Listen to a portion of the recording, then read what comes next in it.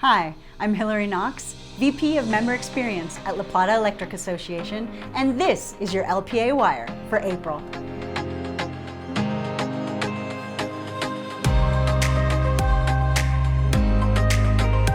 In the wake of February's rolling blackouts in Texas, LPEA has been fielding questions from our members on the reliability of our power, now and into the future.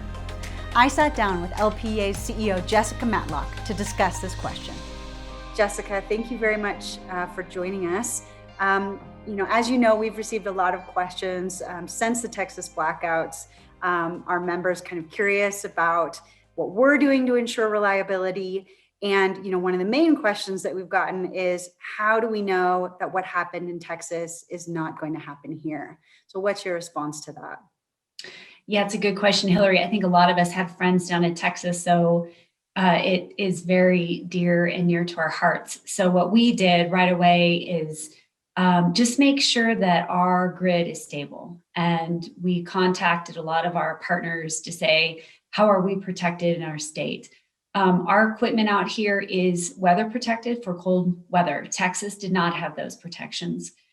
So we know for a fact that our gas wells will not freeze because we did place extra equipment on those. Second is that Texas is part of an independent grid.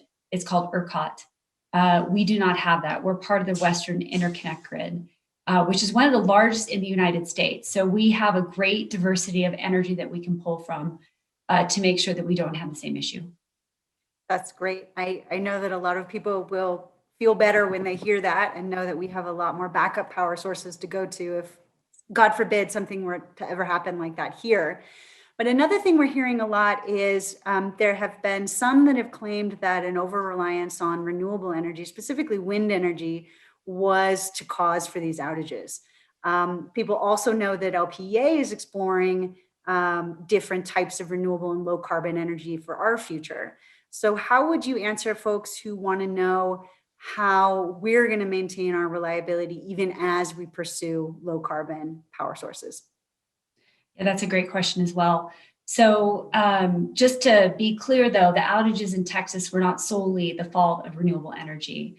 The wind turbines, some of them did freeze because of cold weather, but same with gas pipelines, coal piles froze.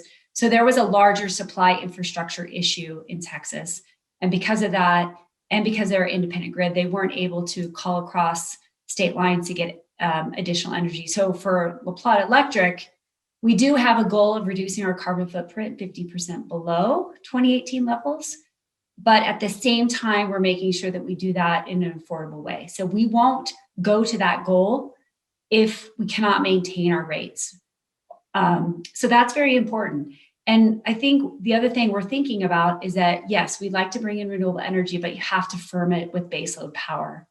And the only baseload power today that's affordable and on the market, it is coal, it is natural gas, it's hydropower. There's some battery storage, but that's still pretty expensive.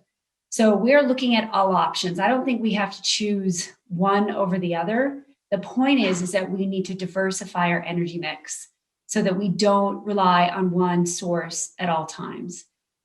So we can bring on renewables, but we're going to do it in a safe and effective and reliable way, which is firming it with baseload power. Yeah, and you mentioned it just briefly in your last answer, the cost issue. So, you've made it very clear that reliability is our number one goal. We're not going to do anything that sacrifices reliability. But what is the thinking around costs? How are we going to diversify our power portfolio and ensure continued reliability while also keeping costs to our members affordable? So part of the carbon goal that I just told you, the other part of it is keeping electric rates lower than 70% of our Colorado cooperative peers. So it was great that our board both gave us a goal for carbon reduction, but they said you can't raise rates while you do that. And that is very important. That is what we have to plan for. So that means that any future power supply option selected by the board will be less expensive than our current portfolio. And that's the important thing to think about, is that whatever we decide on our future power supply, it will not cost more than what we have today. So what we're paying for Tri-State for our power If we go a different route and we go to cleaner energy, we will pay less than that. And that is our goal. But overall, we want to make sure that our energy is reliable. That's first and foremost, safe and affordable and low carbon. So is there anything else that you would like our members to know just in regards to reliability, cost, power supply options, anything in this realm? I would just say that stay tuned because this spring we'll come out with more information. We have an opportunity to possibly work with Tri-State on a different power supply mix. So we will be talking with them. We'll come out with more information this spring. So I would just say stay tuned. Great. Well, thank you so much for your time, Jessica. Thank you. For more information on LPEA's future power supply discussions, visit our website at lpea.coop/power supply. And that's it for this edition of LPEAwire. Join us next month with more from LPEA.